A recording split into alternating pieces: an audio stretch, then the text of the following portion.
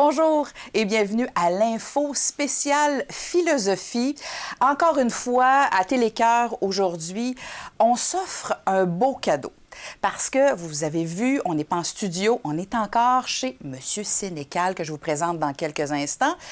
Et on a un sujet un peu particulier. Vous vous souvenez, lors de nos autres émissions, on avait exprimé que la philosophie, c'est une réflexion. On analyse, on confronte un peu nos idées. On va voir ce qui s'est passé ailleurs avant nous autres. On a le spectre de vouloir aller un peu plus loin dans notre réflexion.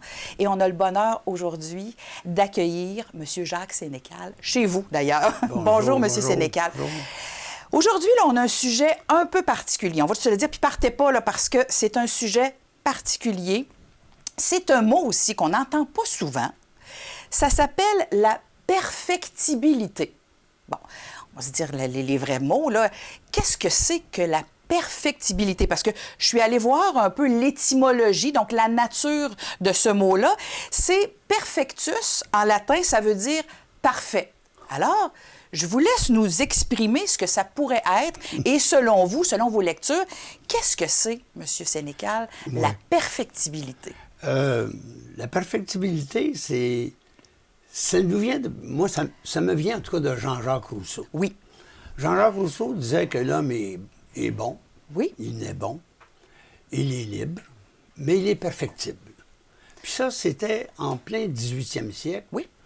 Puis c'était nouveau, finalement, parce que en philosophie, on se rend compte que bien avant Rousseau, bien avant le siècle des Lumières, oui. on avait défini l'être humain. Oui. Chez Aristote, chez Platon, chez les stoïciens, dans la philosophie chrétienne.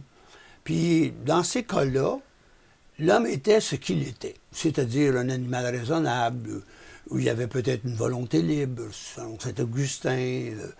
Il y avait toutes sortes de propriétés, de qualificatifs, oui. Mais on ne parlait jamais de perfectibilité. C'est-à-dire que l'homme n'avait pas à changer, à se transformer. Il était ce qu'il était. OK. Il y avait donc une sorte de stabilité. La nature humaine, elle est ainsi, puis on ne peut pas la changer. Alors, on n'a pas de pouvoir. On n'a pas de pouvoir. Okay. On ne peut pas la changer. Jean-Jacques Rousseau, au 18e siècle, il nous dit l'être humain est perfectible, il est capable de progrès. Il peut progresser lui-même.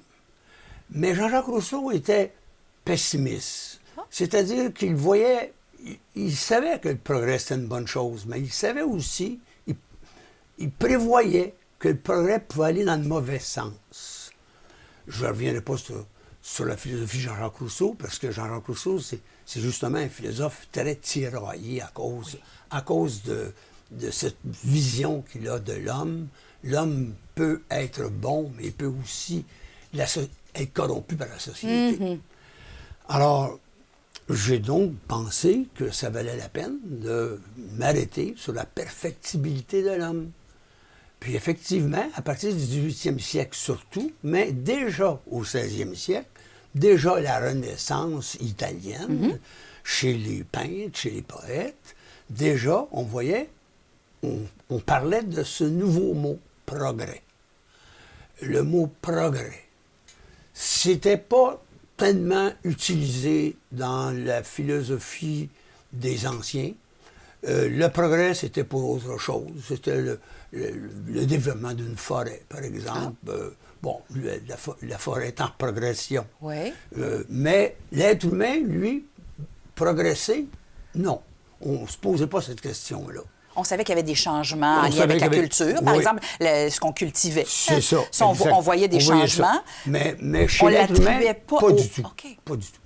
Alors qu'à la Renaissance, on commence à parler de l'homme qui progresse. Mais c'est surtout au 18e siècle, au siècle des Lumières, que l'être humain se rend compte que grâce à l'éducation, notamment, grâce aux sciences, déjà, les sciences prennent beaucoup d'importance au 18e siècle. Ce n'est qu'au 19e qu'il va vraiment y avoir un déploiement extraordinaire. Mais déjà au 18e siècle, la raison humaine était un guide, était un outil considérable pour aller voir pour dévoiler, en fait, ce qui est la réalité, ce qui est la vérité. Puis, il y avait donc un progrès dans les connaissances humaines. Il y avait un progrès non seulement dans les connaissances humaines, il y avait un progrès chez l'être humain aussi. L'être humain progressait en même temps que la société. On trouve ça, par exemple, vers la fin du 18e siècle, chez un philosophe qui s'appelle Condorcet, qui d'ailleurs n'a pas pu traverser la Révolution française puisqu'il a été pointé pour se faire guillotiner, mais il s'est suicidé avant de passer par l'échafaud. Par son discours? Parce qu'il était, Condorcet était un noble. Ah. Puis à la Révolution française, il ne faisait pas partie du bon côté, même si c'était un scientifique, un grand mathématicien. Alors, pour lui, l'éducation, pour Condorcet, l'éducation devait progresser avec les sciences. Et en même temps que l'éducation progresse, la société progresse, l'être humain progresse. Et c'est ainsi que l'homme va se perfectionner. Alors, la perfectibilité humaine, finalement, c'est d'abord et avant tout une caractéristique de l'être humain vu par les philosophes du 18e siècle. Et au 19e siècle, là, on va beaucoup insister sur la science, on va beaucoup insister sur l'éducation. On va même rendre l'éducation publique laïque vers la fin du 19e siècle. Et on était tous d'accord, enfin, une grande majorité, était d'accord pour que, grâce à l'éducation, l'homme, l'être humain, se perfectionne. L'être humain, bien entendu, ça veut dire l'homme et la femme, quoique au 19e siècle, il y avait un patriarcat, il y avait une misogynie encore très forte, très palpable. Et bien entendu, les femmes ont dû lutter davantage pour se faire respecter. Mais ce n'est qu'au 20e siècle, finalement, que la femme va devenir, dans les lois, en tout cas, une égale de l'homme. Mais tout ça pour vous dire qu'à partir du 18e siècle, l'être humain peut progresser et l'être humain, il faut bien s'entendre là-dessus, l'être humain en général, c'est-à-dire l'être humain en tant que faisant partie d'un groupe, d'une société. Donc ce n'est pas l'être humain tout seul, c'est l'être humain social. C'est la société humaine qui va se développer. C'est les outils, c'est les modes de production, la manière de découvrir la réalité. Tout ça, toute cette perfection-là, tout ce progrès-là est devant nous au 18e siècle ou au 19e siècle. Et évidemment, je vous fais grâce pour le moment, parce que je m'attends à une question. J'ai ma feuille pleine de... Je vous fais grâce de ce qui va arriver au 20e siècle, parce qu'au 20e siècle, ça continue. On n'a qu'à penser à Théodore de Chardin. Oui. Je pense que c'est un nom de philosophe populaire. Tout le monde connaît Théodore de Chardin, qui est un jésuite, qui a fait des recherches archéologiques. Et pour Théodore de Chardin, l'être humain, l'esprit humain, prend de plus en plus d'importance. Nous sommes en plein milieu du 20e siècle. Et pour Théodore de Chardin, l'être humain va se diviniser. Autrement dit, l'homo sapiens pourrait devenir homo deus. Okay. Alors, chez Théodore de Chardin déjà. Okay. Alors, c'est bien entendu que plus le 20e siècle va avancer, plus on va développer les outils, les technologies nouvelles, plus on va faire avancer l'intelligence artificielle, plus cette perfectibilité humaine va devenir importante. Meilleur on sera, alors. Pardon? Meilleurs les êtres humains seront. Mais c'est là où je veux aller. C'est là, justement, que les problèmes commencent à se poser. Oui, exactement. Alors, je reviens à la perfectibilité. On est toujours dans ce même thème-là. Oui. Donc, on a précisé, puis vous l'avez nommé, je suis allée chercher une définition, état d'une chose qui peut être améliorée. Oui. Alors, si je reviens avec des exemples, je décide d'améliorer mon état, parce que vous avez dit tout à l'heure, on souhaite qu'on s'améliore. Je veux enlever mes petites pattes de doigts, je me mets un petit botox, je m'organise pour améliorer mon état en général. Est-ce que je suis perfectible alors? Si j'améliore à travers une chirurgie, par exemple, j'améliore mon état, puis vous pouvez même prendre des pilules pour devenir plus intelligent. Oui. Mettons, est-ce que c'est de la aujourd'hui. perfectibilité? Pour certains philosophes, certainement. Oui. Pour certains philosophes, c'est d'ailleurs l'avenir. Ah oui. Mais pour d'autres philosophes, c'est une dérive. Oui. C'est une dérive parce que, à ce moment-là, c'est l'être humain qui progresse, c'est l'être humain qui se perfectionne, mais l'être humain individuel. C'est l'être humain détaché de la société. Alors qu'au 18e siècle, chez Condorcet notamment, c'est l'éducation de toute une société qui est en marche. C'est toute la société qui progresse. C'est l'être humain social qui se perfectionne, qui est perfectible. Alors qu'aujourd'hui, notamment pour certains philosophes de la Silicon Valley, les individus vont devenir plus performants, donc plus productifs, oui. mais on s'en fout de la société. OK. Autrement dit, il y a tout un côté politique qui est laissé de côté, qui est évacué. Alors que chez Condorcet, ou chez les philosophes des Lumières, c'était d'abord et avant tout une perfectibilité politique de l'homme dans la société. Donc, de l'être humain avec l'éthique sociale, la politique. Alors qu'aujourd'hui, c'est une dérive pour certains philosophes, en tout cas pour moi personnellement aussi, c'est une dérive parce que on insiste beaucoup sur l'amélioration de l'individu pour qu'il soit de plus en plus productif, de plus en plus rentable, mais la société est complètement évacuée. La société, si les autres n'ont pas la chance ou l'argent ou les occasions de s'améliorer, ben ils vont peut-être devenir les futurs chimpanzés. C'est-à-dire une autre classe. Oui. Alors, ce concept-là, ma question, c'était pourquoi est-ce que c'est si important, la perfectibilité en philosophie? Parce qu'on s'est aperçu que l'être humain pouvait potentiellement aller un peu plus loin dans son analyse, être avantagé vers certaines façons de procéder, justement dans la façon dont on pourrait être plus productif. Donc, ce concept-là ne changera jamais. On souhaite et on le veut perfectible, notre être humain, au fil des prochaines années. Oui. OK. On le veut perfectible, mais en même temps que cet être humain-là se perfectionne, il faut aussi en même temps que sa connaissance se perfectionne. Puis la connaissance, on s'en rend compte depuis déjà 2-3 siècles, que la connaissance humaine va aller de l'avant, va se développer davantage grâce à ces technologies. Et très rapidement, en plus. Et très rapidement, parce que l'être humain, lui, il est limité. Il est limité dans ses perceptions. Il ne saisit que ce qu'il perçoit, mais avec les nouveaux outils, il peut aller plus loin dans les perceptions du réel. On cherche toujours la vérité, dans le fond. On cherche toujours la paix. On cherche toujours la liberté humaine. La perfectibilité le progrès va vers ça. Mais si, au contraire, on insiste sur l'amélioration de l'individu pour qu'il devienne davantage productif ou davantage rentable, à ce moment-là, ben, c'est plus la paix là, qui nous intéresse, c'est la rentabilité de l'individu. Là, il me vient en tête plein d'autres questions que j'ai sur ma feuille, mais on a 2 MRC si on couvre à la télé communautaire. Quand je pense à perfectibilité, efficience, efficacité, progrès, je pense aux éoliennes, la filière batterie. Oui.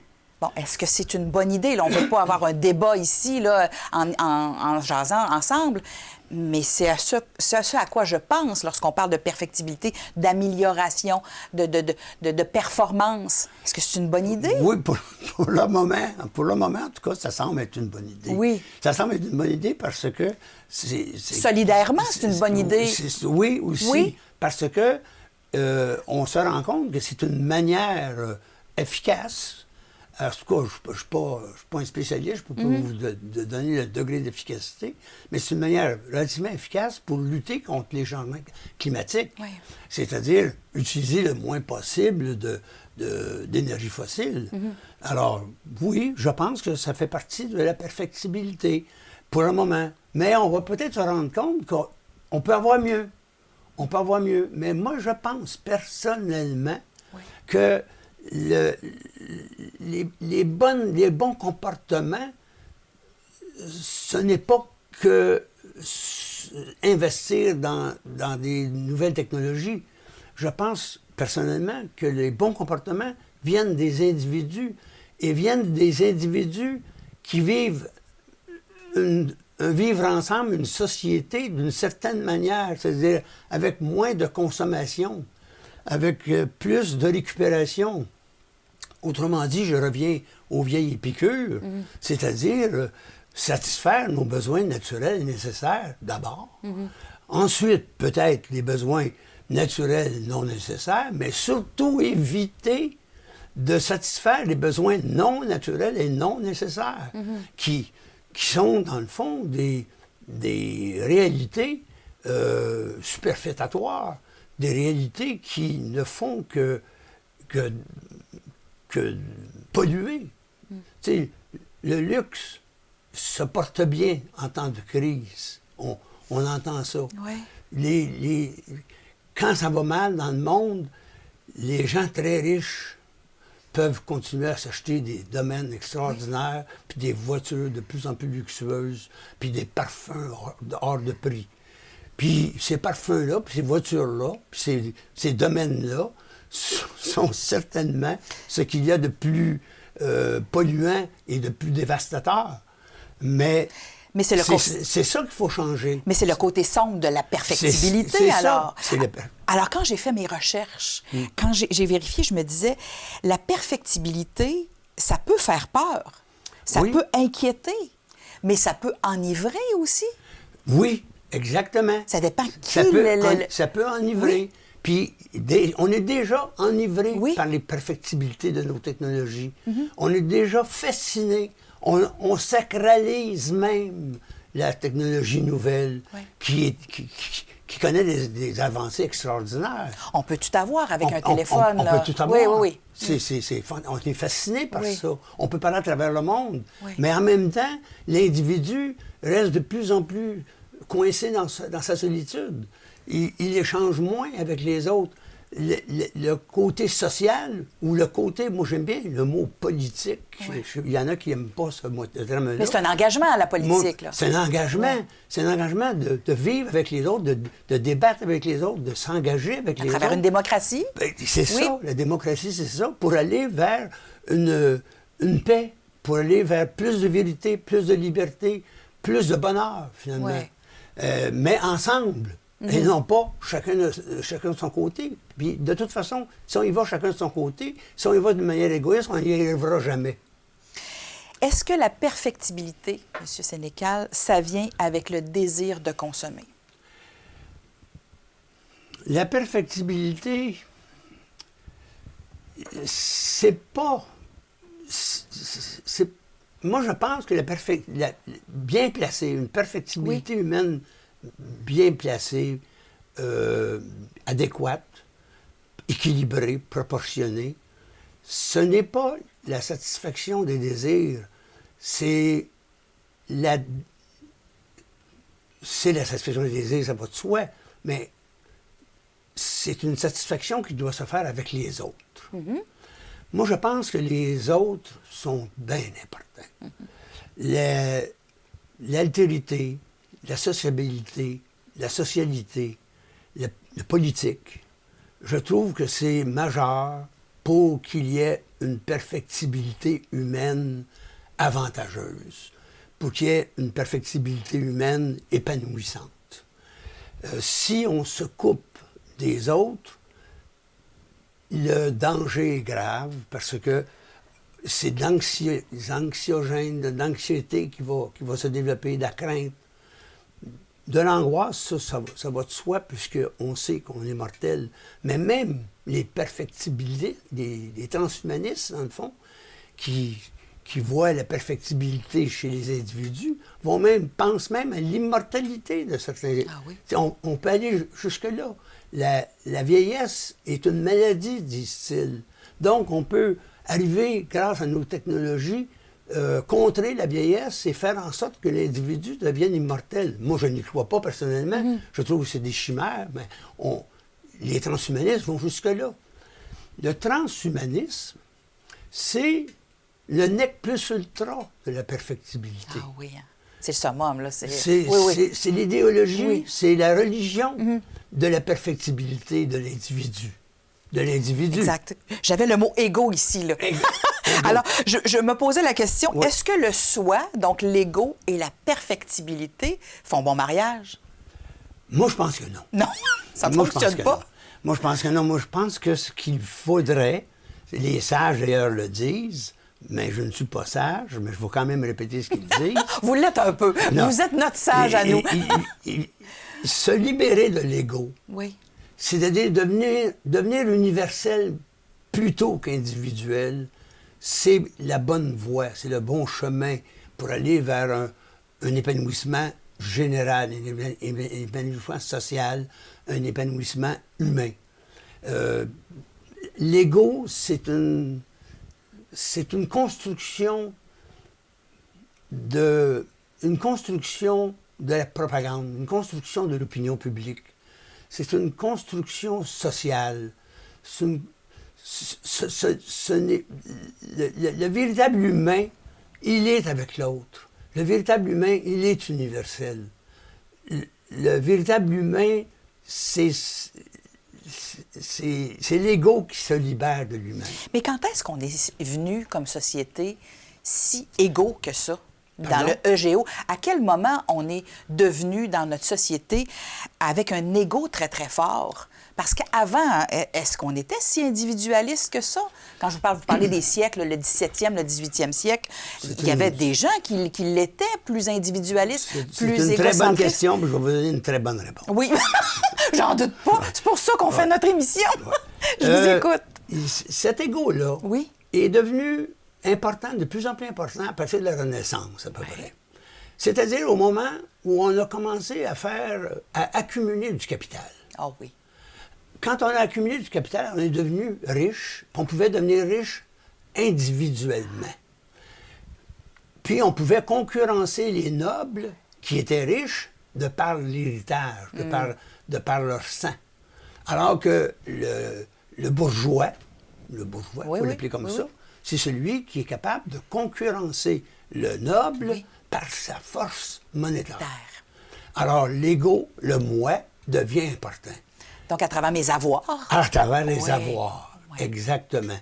Alors, plus ce capitalisme s'est développé, plus il est même devenu une règle générale par le libéralisme d'Adam Smith, puis ensuite le néolibéralisme au 20e siècle.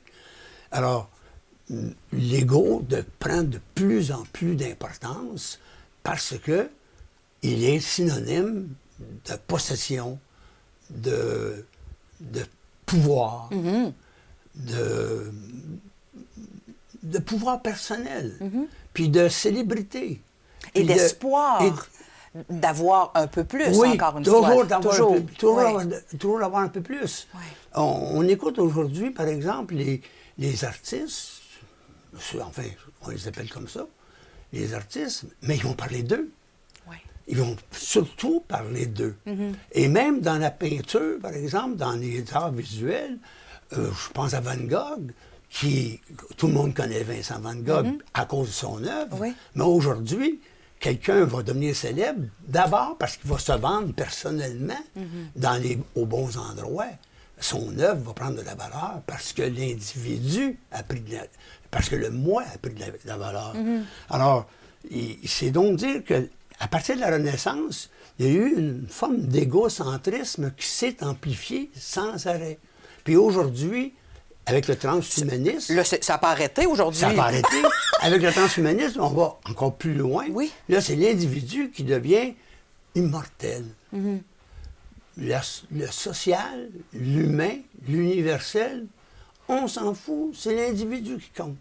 Donc, si je veux rester longtemps sur cette terre, je vais prendre peut-être de la médication pour être un peu plus jeune, prendre soin de moi, faire par exemple, des petites chirurgies pour améliorer, pour me trouver à mon goût, pour avoir un standard un peu plus élevé, pour avoir peut-être des emplois, avoir de la célébrité, parce que vous l'avez déjà exprimé, mais vous êtes moins sur les réseaux sociaux. Mais l'instantanéité d'avoir accès à des réseaux sociaux et l'instantanéité d'être beau et belle aussi à travers ces médias-là qui sont excessivement puissants. Ah oui. Monsieur oui. Sénécal, donc, ce qui fait que... Oui, il dit, j'en doute pas du tout, Dominique. J'en doute pas. Donc, c'est rapide, c'est effervescent. Et justement, on peut nous vendre à peu près n'importe quoi. C'est pour ça que je vous disais tout à l'heure qu'on est en train de sacraliser les nouvelles technologies. C'est devenu tellement sacré qu'on oublie que c'est un outil. Oui. C'est le bout du bout, l'outil. Exact. Alors, cette fascination-là peut nous perdre. Oui. Cette fascination-là peut nous apporter des problèmes. Alors, c'est pour ça que les philosophes, de manière générale, sont peu transhumanistes. Il en existe, mais ils insistent davantage sur le vivre ensemble, sur l'aspect politique, sur la démocratie, sur la liberté de parole, sur la liberté d'expression. Les philosophes du monde occidental, en tout cas de manière générale, sont anti-totalitarisme, sont anti-dictature. Puis, donc, sont pour la liberté, sont pour l'épanouissement des individus, de la société. L'individu peut toujours se bien vêtir, peut toujours enlever ses pattes de doigts autour des yeux. Oui. Mais ce qui compte, d'abord et avant tout, c'est le rapport avec l'autre, avec les autres. Fait que si je le fais pour les autres, là, c'est plus noble. Ou si je le fais pour moi, pour avoir... Bien, c'est que justement, le moi, tout à l'heure, je disais que c'est une construction. C'est une construction sociale, je disais. Mais dans le fond, c'est la construction du regard de l'autre. Oui. C'est là où je voulais aller. C'est ça que je veux dire. Oui. C'est le regard de l'autre, dans le fond, qui t'oblige, qui te contraint. Alors, les contraintes, c'est jamais bon pour le sage. C'est jamais bon pour quiconque veut chercher la vérité. Oui. Et ça prend des contraintes pour être rigoureux, mais non pas pour inventer des choses qui sont futiles. Futiles, voilà le mot. Là, j'avais d'autres questions, encore une fois, toujours dans notre réflexion par rapport à la perfectibilité. Est-ce que la perfectibilité, M. Sénécal, est interreliée en lien avec le bonheur? Est-ce que plus on est perfectible, donc on souhaite s'améliorer, plus on va être heureux? C'est ce que les philosophes du 18e siècle voyaient. Comme avenir. Oui. C'est-à-dire qu'on développe l'éducation du peuple, de la majorité. On se rend plus fort, plus intelligent. On se rend plus fort, plus intelligent. Plus possible de bien juger d'une situation. Plus d'esprit critique, plus de débat, plus de liberté, moins de contraintes. C'est ça le bonheur, finalement. Le bonheur, ce n'est pas être constamment rivé sur son portrait, sur son visage, sur son image, c'est d'être avec les autres. Les vieux sages le disent, le répètent, passons de l'individualité à l'universalité. Cessons de penser à soi, puis soyons humains. C'est ça que ça veut dire, dans le fond, soyons humains. C'est-à-dire l'universel. Mais là, maintenant, c'est un peu le contraire. On vit une époque qui est complètement différente de celle du sage. L'homme idéal, aujourd'hui, ce n'est plus le sage. L'homme idéal, c'est celui qui est riche, celui qui est beau, celui qui est fort, ou la femme qui est belle, la femme qui est forte, la femme qui est puissante. Ça, c'est un peu l'image de la personne idéale aujourd'hui. Alors que chez les philosophes, c'est pas ça du tout. C'est pas ça du tout. C'est au contraire une personne qui se libère d'elle-même, qui va vers les autres, qui s'attache à ce qu'on appelle l'humanité. Alors, si j'y vais avec ce que vous exprimez, si j'ai à gérer des éoliennes, la filière batterie, par exemple. Bon, je suis une entrepreneur et je gère, par exemple, une entreprise, la filière batterie. Bon, je veux évidemment faire des sous parce que c'est une entreprise. Alors, on est vers le progrès, par contre. Et si j'ai une pensée un peu plus ouverte, alors en ne pensant pas juste à mes profits, si je pense à tout ce qui se passe autour de moi et que j'ai mes collègues, aussi en investisseurs qui, dans la même perspective que moi, pensent à ce que potentiellement pourrait avoir comme conséquence justement cette nouvelle technologie-là et que je fais attention à ce qui se passe dans la nature, je pourrais être et incarner la perfectibilité de façon, j'allais dire, plus équilibrée et plus efficace. Oui, vous pourriez aller encore plus loin. Oui, je vous écoute. Vous pourriez encore plus loin, c'est-à-dire cette entreprise-là, d'éoliennes, mettons. Oui. Ça pourrait être une entreprise de coopération commune. Oui. Ça peut être commune. Tout le monde apporte son capital, son savoir-faire. Oui. Tout le monde, on met en commun quelque chose qui est humain. Je vais vous donner un exemple. Je vous écoute. Un exemple qui est surprenant, qui existe aujourd'hui, qui s'appelle Wikipédia. Oui. Wikipédia, on a tout là-dedans. Puis ça appartient à personne. Oui. Ça appartient à tout le monde. Et tout le monde peut justement émettre... tout le monde s'engage. Il faut que ce soit autorisé, mais... Il faut que ce soit autorisé, mais tout le monde s'engage. Oui. Alors, pourquoi pas une entreprise qui ressemblerait à Wikipédia? Oui. J'appelle ça, moi, une entreprise en commun. Oui. Mettre en commun nos savoir-faire, notre intelligence, nos outils, nos capitaux, s'il le faut. Ça pourrait changer de nom. Mais faire en sorte qu'une chose se réalise ensemble. Alors, ça serait encore mieux, d'après moi, qu'une entreprise qui appartient à une seule personne.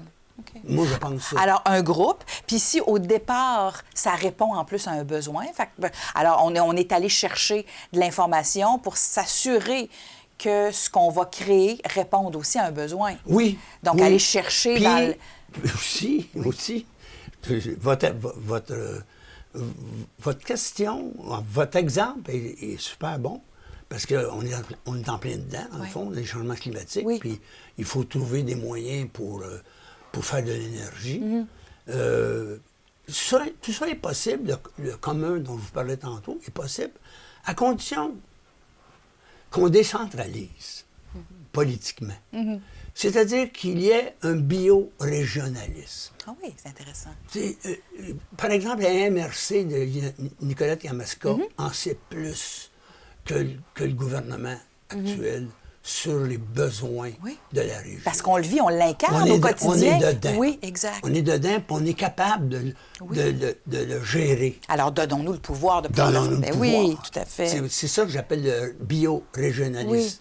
C'est-à-dire que c'est pas des comtés qui sont abstraits. C'est des lieux, des territoires qui ont leur écosystème. Et ceux qui l'habitent sont les mieux placés pour le gérer. Et c'est pourquoi je suis pour une décentralisation politique. Mais ce qui ne nous empêche pas de s'isoler par rapport aux autres. Sauf que, puis dans cette décentralisation-là, les débats, puis l'expression des propos, c'est beaucoup plus libre que quand c'est tout centralisé. Oui. Il y a beaucoup plus de liberté, il y a beaucoup plus d'amitié, beaucoup plus de coopération que dans un grand ensemble centralisé qui domine, peu importe les différences des régions. Alors, c'est pour ça que je trouve que le biorégionalisme serait une solution politique au changement d'énergie face aux troubles, aux perturbations écologiques qu'on connaît. Exact. Au lieu d'imposer, consultons Ça. et allons Mais voir. remarquez que tout ça, ça fait un petit peu chimérique. C'est bien entendu, mais j'ai le droit de le faire. Oui. J'ai le droit de le faire parce que c'est mon rôle de philosophe de réfléchir. Tout à fait. Et parfois, on essaie de trouver des solutions hein, à certains égards, puis on ne les trouve pas. Alors, pouvons-nous consulter?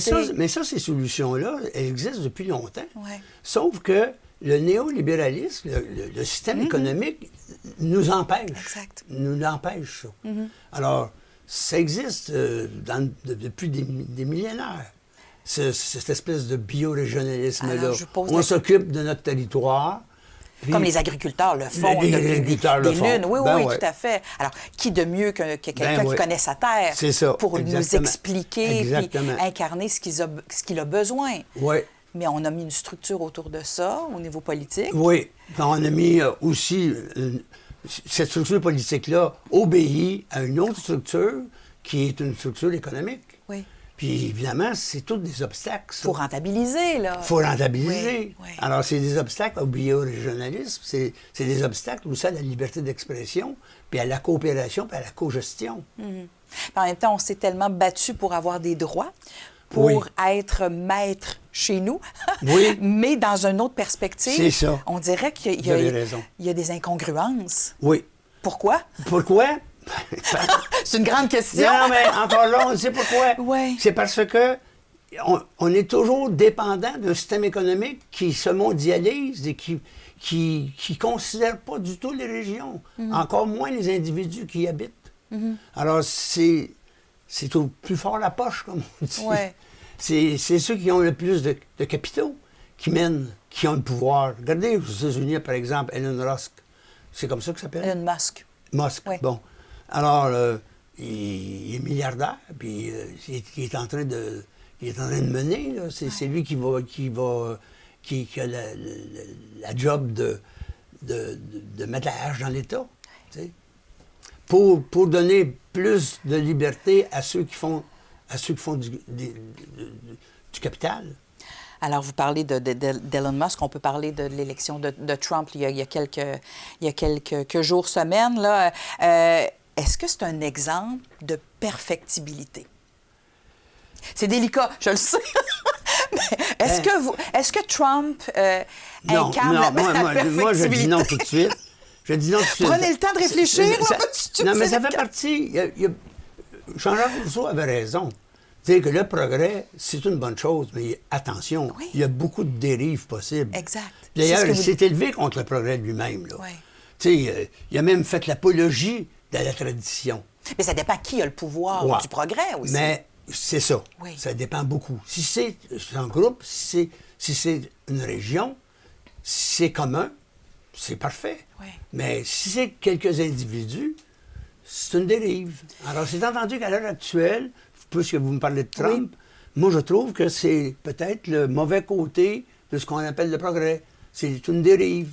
Puis cette dérive-là, elle a peut-être ses raisons. Des fois, on va à droite, trop à droite, parce qu'on était peut-être allé trop à gauche. Tu sais, Oui. une espèce d'équilibre qu'il faut retrouver. Là, on est dans un extrême. Là. Oui. Puis est-ce que vous croyez qu'éventuellement, il y aura une possibilité de ce retour-là, d'être soit trop à gauche, trop à droite? Là? On est dans les extrêmes. Là. Vous avez mentionné un petit peu avant qu'on commence, on parlait de polarisation, hein? De voir qu'il y a des extrêmes dans nos façons de penser. Alors, lorsqu'on parle de perfectibilité et de progrès, inévitablement, on polarise les façons de penser. On l'a très bien vu avec la politique américaine, mais on peut le voir aussi chez nous. Oui. Alors, pour répondre à ça, moi, je dirais que je suis devant un avenir qui est très énigmatique. Et... On ne veut pas être défaitiste nécessairement Non. lorsqu'on explique le tout, Non. mais énigmatique, j'adore ce C'est qualificatif. énigmatique. Mais je continue à croire, optimiste, Oui. je suis optimiste, je continue à croire que la vieille sagesse va reprendre du poids. Oui. La vieille sagesse basée sur la raison, basée sur un bon équilibre entre la raison et la sensibilité, l'être humain, finalement. Oui. Moi, je pense que ces vieilles sagesses-là vont prendre le dessus, tôt ou tard. Mais il reste qu'il est possible que nous passions avant dans une sorte de civilisation très, très confrontante, qui est énigmatique à mes yeux, mais qui sera probablement énigmatique aussi pour mes petits-enfants, pour mes arrière-petits-enfants. Oui. C'est l'avenir. On ne le sait pas. Je ne le sais pas. Je ne peux pas me prononcer.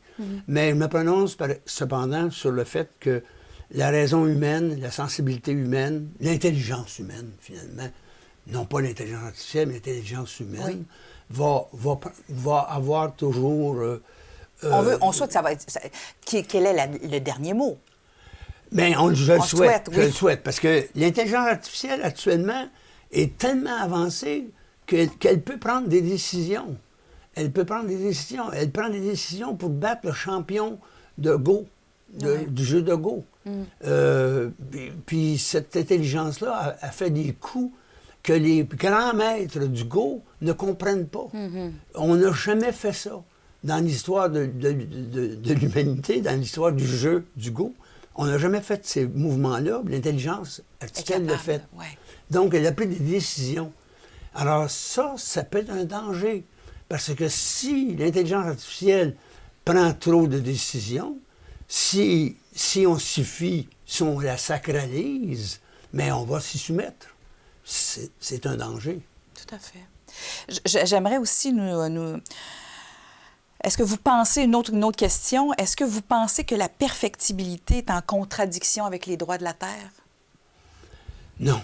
Je pense que la perfectibilité constitue un rapport homme-terre, je dirais même un lien solide entre les êtres humains qui font partie du tout, qui est la Terre. Oui. Cette terre-là qui fait partie d'un autre tout, qui se développe, qui progresse, ou qui se développe. Je préfère le mot « développer » parce que le mot « progrès » ici, puisqu'il est question de millénaires, il est plus dangereux comme terme sémantiquement parlant. Alors, je pense que la perfectibilité de l'être humain ne peut pas aller à l'encontre des droits de la Terre. Il me semble que ça va ensemble, ça. D'ailleurs, les sages de toujours, ce sont des personnes qui sont proches de leur corps, qui sont proches de la Terre. Tu sais, je vous ai peut-être déjà raconté, j'avais un ami qui était bouddhiste et qui faisait de la méditation, qui se tenait en lotus, puis je lui demandais... Ton esprit pendant ce temps-là, mais mon esprit a les jambes croisées. Ouais. Mon esprit est en lotus. Alors, c'est un peu la même chose pour la Terre. On fait ce que la Terre fait. Nous sommes de la Terre. Alors, si la Terre va disparaître, disparaissons avec. OK. De toute façon, quand la Terre va disparaître, il n'y aura pas que la Terre qui va disparaître. Alors, moi, je trouve que c'est bon, les aventures spatiales. Ça nous permet d'en apprendre beaucoup sur notre système. Sur le macro, hein? Oui. Mais j'ai l'impression que de là à vouloir se sauver de la Terre plutôt que de sauver la Terre, c'est un peu farfelu, c'est un peu chimérique, puisque c'est sûr que la Terre, un jour, va disparaître dans, paraît-il, 3-4 milliards d'années. Mais qu'est-ce qui va disparaître en même temps que la Terre? Peut-être un système au complet, peut-être notre galaxie. On ne le sait pas. Puis d'ailleurs, les astrophysiciens en savent pas beaucoup non plus. Ils le disent eux-mêmes. On ne connaît que 5 de notre réalité. De notre monde. De notre monde. Alors... Je nous pose une autre question. Oui, d'accord. Est-ce que c'est un signe, on faisait référence tout à l'heure à la Terre, est-ce que c'est un signe de sagesse d'être perfectible, donc d'aller vers du mieux et du progrès? Parce que je faisais référence ici à la simplicité volontaire. Oui. Oui, moi, je pense que... Est-ce qu'on devrait, justement, revenir à la Terre, revenir à notre nous? Et est-ce que, justement, c'est un signe de sagesse? Oui, moi, c'est un signe de sagesse, effectivement. Le développement humain, s'il se fait de manière équilibrée, de manière sage, ce développement-là va se faire en même temps que le développement de la Terre, en même temps que la Terre. Il faut la respecter. Il faut respecter l'autre, il faut respecter les animaux, il faut respecter les arbres, il faut respecter la Terre, il faut respecter le tout dans lequel on se trouve. Il faut se respecter soi-même, en fait. Respecter la Terre, c'est se respecter. Sauver la Terre, c'est se sauver. Alors, moi, je pense que le sage, la femme sage ou l'homme sage, c'est une personne qui ne peut pas faire autrement que de vouloir s'équilibrer avec la Terre, s'épanouir avec la Terre. Est-ce que vous pensez que la... Puis, à ce moment-là, Allez-y. puisqu'on est dans la perfectibilité, à ce moment-là, on a affaire à une perfectibilité, mais qui est coordonnée avec la Terre, qui évolue, qui progresse, qui change, qui se transforme. Moi, personnellement, je trouve que la perfectibilité doit être politique, je l'ai dit tantôt. Puis le politique, ça doit être aussi relié, comme le disaient les sages. Je pense à Marc Aurèle, par exemple, qui était empereur. Et il faut que cet épanouissement-là se fasse avec l'environnement, avec l'environnement, avec le territoire dans lequel on se trouve.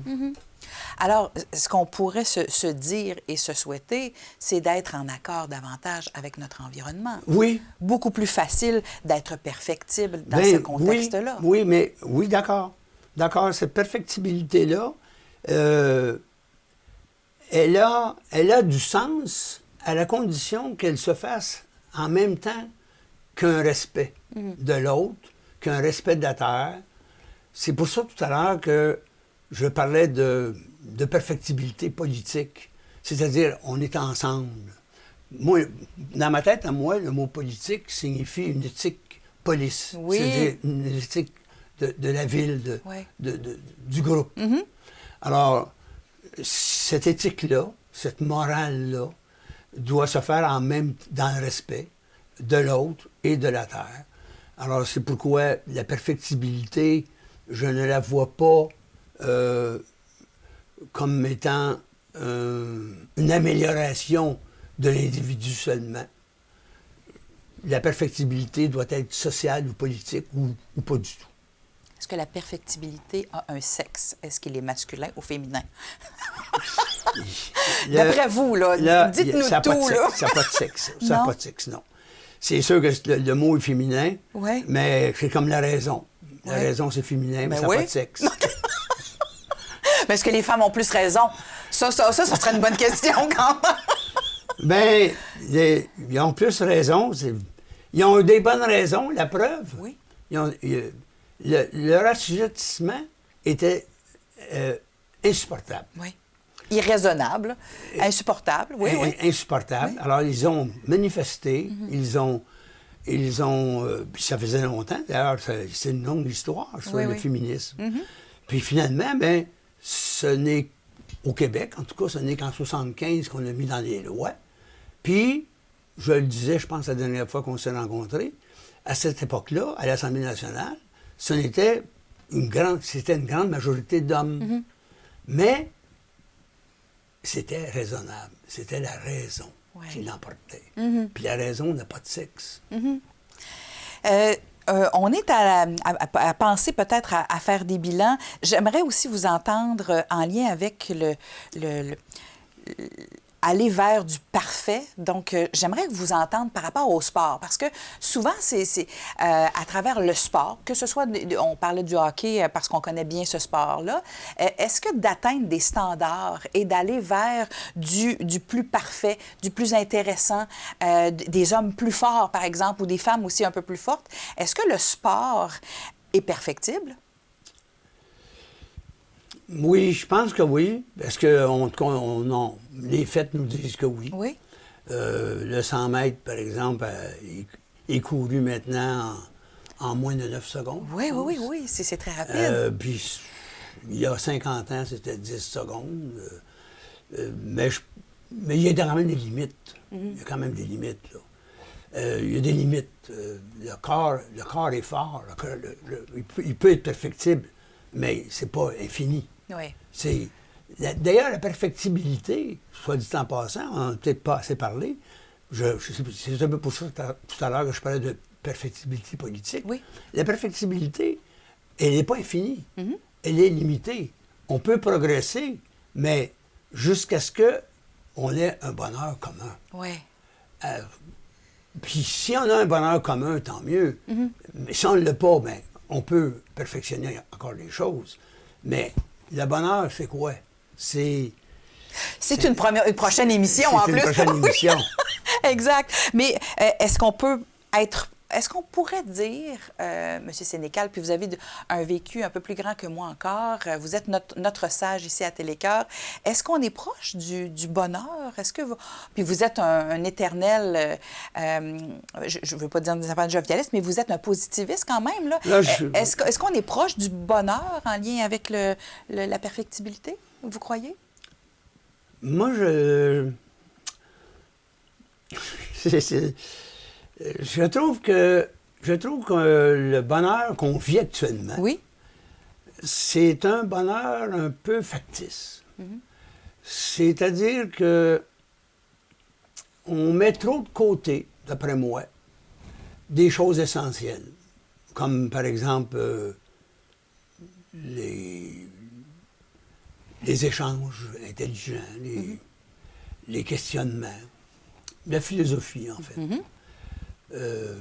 Quand je dis philosophie, je prends dans le sens le plus large du mot, c'est-à-dire un amour de la sagesse. Oui. On met ça pas mal de côté. On est plutôt porté aujourd'hui à vivre allègrement un monde ordinaire. Et on met nos sages de côté, en plus. Là, oui. Dans des institutions où on prend... Moi, j'écoute, par exemple, Radio-Canada, oui. de temps en temps, j'ouvre la radio, puis ça rit. Oui. Ça rit beaucoup. Oui. Ils ont beaucoup de plaisir. Puis ça, c'est heureux pour vous, oui, ça? C'est heureux. Ou inquiétant? Oui. Non, c'est pas inquiétant, là. Non, oui. Non, mais n'empêche que, pourquoi ça rit? Parce qu'on peut très bien être heureux sans rire. Oui. On peut très bien se poser des questions sérieuses, puis être heureux quand même. Mais on dirait que les choses sérieuses, on doit les mettre de côté pour que les choses soient plus légères, plus agréables, pour qu'on soit un peu plus proche du bonheur.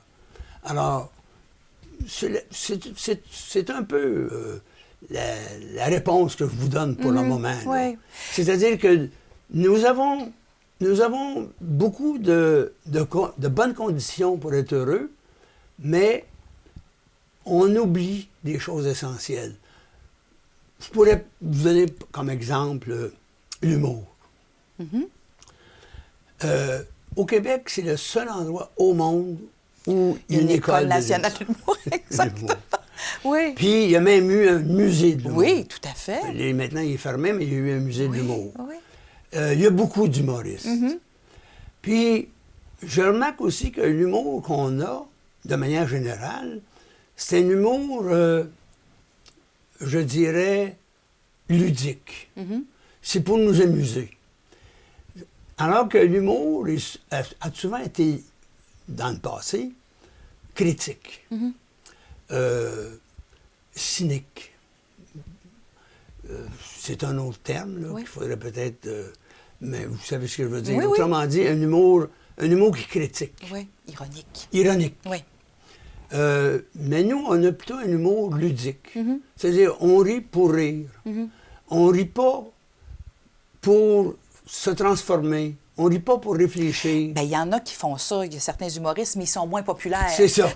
C'est ça. Alors, il y en a qui Il y en ont a eu, voulu. il y en a eu. Parce que je pense qu'ils vont Deschamps Oui, essayer. oui, c'en était un. Il y a des fois, ça a fonctionné, des fois, ça fonctionne. Le groupe qu'on appelait les cyniques, Oui, par exemple, tout à ça fait. était un autre groupe ça, qui faisait Exact. de l'humour critique. Exact, exact. Yvon Deschamps faisait de l'humour Oui. critique. Mais aujourd'hui, c'est plutôt de l'humour ludique. Mm-hmm. C'est-à-dire un humour qui est léger, qui ne fait pas nécessairement réfléchir, qui nous fait rire. quoi. Bien, il peut passer un message en lien avec nos émotions. Alors, on peut quand même amener des réflexions sur les réalités de notre vie, mais ce n'est pas l'essentiel du Non, message c'est lorsqu'on ça. va voir un spectacle. Je ne sais pas d'humour. si ça répond à votre question. Tout là, à fait. Mais parce que vous parlez du bonheur Oui. ici, actuellement. Là, ça, c'est bien entendu que le bonheur actuellement, dans le monde entier, c'est un problème complexe parce que dans certains pays, le bonheur va passer par un autoritarisme. Je pense que les Chinois, par exemple, sont convaincus que si tu te comportes correctement selon les règles, tu vas être heureux. Oui. Alors que dans une démocratie, tu peux être critique vis-à-vis de l'autorité, puis être heureux. Alors, c'est des approches bien différentes. Il nous reste quelques minutes encore pour être capable de boucler notre perfectibilité. Oui. J'aimerais qu'on revienne sur ces éléments-là rapidement. Oui. La perfectibilité, c'est le désir de s'améliorer. Idéalement, ce qu'on se souhaite, parce que j'aimerais avoir une note positive à travers tout ça, Rousseau nous disait, c'est la capacité qu'a l'homme de s'améliorer au cours du temps. Mais il y avait des risques qui viennent avec Oui, ça. il y a des risques. Alors, des risques calculés ou pas, Il y a des c'est-à-dire risques, mais moi, j'ajouterais qu'il y a des limites aussi. Oui. Il y a des limites parce que si tu ne respectes pas telle et telle chose, comme par exemple l'autre ou la terre, mais ça ne sert à rien de t'améliorer, là. Ça ne sert à rien de te perfectionner. Exact. Si tu le fais aux dépens de quelque chose ou aux dépens de quelqu'un. Alors, soyons encore une fois à l'affût de nos vieux sages, à l'affût aussi des gens qui travaillent à quelque chose de commun. Je pense qu'on sera encore mieux servi à notre perfectibilité. Oui. Ça pourrait être notre mot de la fin, ça. Mais c'est déjà un but de notre perfectibilité, Oui. de nous décentraliser politiquement, de faire les choses en commun. C'est pas fait. Ça a déjà été fait, mais ça se fait plus. Il faudrait revenir à ça. Alors, c'est déjà, d'après moi, un objectif de notre perfectibilité. Et c'est ce qu'on se souhaite. Merci encore une fois, Jacques Sénécal, d'avoir été avec nous. Au plaisir et à bientôt.